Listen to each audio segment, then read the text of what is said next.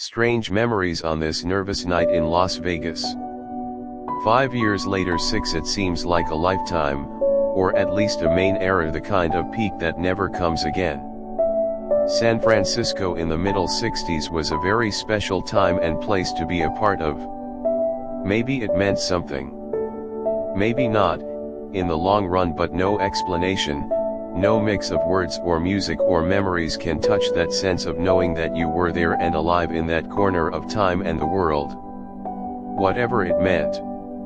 History is hard to know, because of all the hired bullshit, but even without being sure of history, it seems entirely reasonable to think that every now and then the energy of a whole generation comes to a head in a long fine flash, for reasons that nobody really understands at the time and which never explain, in retrospect, what actually happened.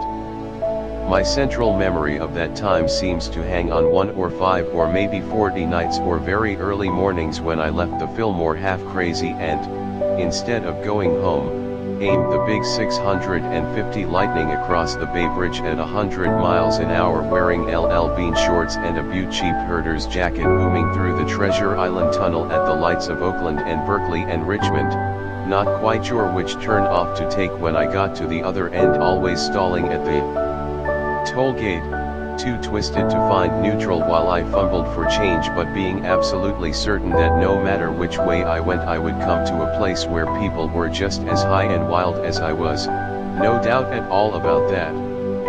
There was madness in any direction, at any hour. If not across the bay, then up the Golden Gate or down 101 to Los Altos or La Honda. You could strike sparks anywhere. There was a fantastic universal sense that whatever we were doing was right, that we were winning.